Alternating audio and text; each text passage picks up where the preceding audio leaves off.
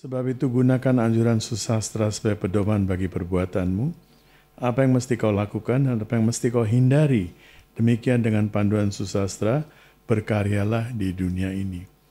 Panduan susastra ini yang kita sedang bahas, bahwa kehidupan ada di mana-mana. Jangan mengganggu. Begitu kita mulai mengganggu, Albert Einstein pernah mengatakan, kalau tawon madu ya, lebah.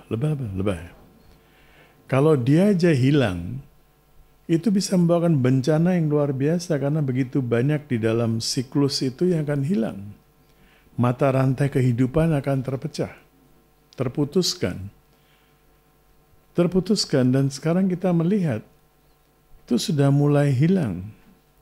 Sedikit demi sedikit sudah mulai hilang, dan itu kalau hilang, batu karang kita ambil dari laut, kita jadikan hiasan di rumah dan sebagainya. Kita merusak kehidupan di bawah laut. Kita mencemari lautan kita. Ya, kita sekarang sudah mulai bicara banyak hal, tapi sekarang sudah terlambat. Terlambat sekali. Walaupun ya, berkahnya adalah kita memiliki teknologi sekarang. Untuk meng-reverse, untuk membersihkan laut kita, sungai kita. Semuanya ini di zaman dulu dibicarakan di susastra. Bukan cuma bicara moksha dan nirwana melulu, tidak. Semuanya, pancamahabhuta, varuna juga harus kita jaga, air, mata air. Tadi pagi saya baca berita online bahwa kondisi air bersih itu sekarang sudah menjadi sangat kritis sekali. Bahkan jangankan air bersih, air itu sudah berkurang di pulau yang begitu indah.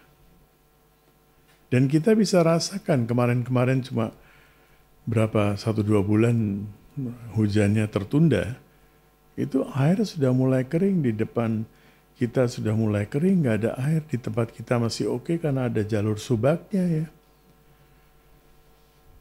Tapi kondisi ini kalau kita tidak jaga, sumber kehidupan, air kita mencemari, udara sudah kita cemari, air kita cemari. Ya. Saya juga sedang bicara terus tentang agarbati, tentang dupa. Karena konsumsi dupa paling tinggi. Dan semua orang pakai dupa itu saya pelajari juga, orang-orang yang saya pikir pasti menggunakan kotoran sapi juga tidak menggunakan kotoran sapi. Saya pikir mereka pasti menggunakan kotoran sapi.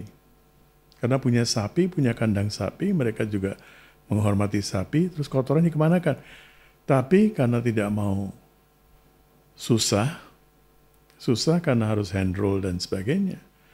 Tidak mau susah, beli serbuk yang sudah jadi. Bahkan serbuk sudah jadi itu lucu sekali. Serbuk bisa diimport dari Vietnam. Bambunya, sticknya, diimport dari Vietnam karena lebih murah di sana. Mereka bisa potong dengan begitu tipisnya, sehingga setiap kilo hasilnya lebih banyak. Diimport serbuk kayu, diimport yang tidak bagus untuk kesehatan, tidak bagus untuk pernapasan.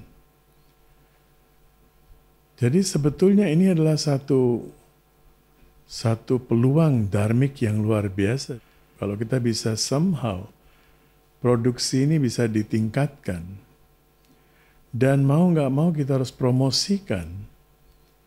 Promosikan supaya, ini bukan soal cari uang ya, tapi dengan dharma. Dengan dharma bahwa ini adalah solusi. Solusi dengan menggunakan kotoran sapi, dengan produksi yang agak besar, sehingga kita promosinya juga bisa lebih mudah ya. Bisa promosi online, bisa apa. Sudah banyak orang tanya kepada saya, bagaimana sekarang kita belinya, gimana, bagaimana produksi kita karena masih kecil. Coba dipikirkan bagaimana.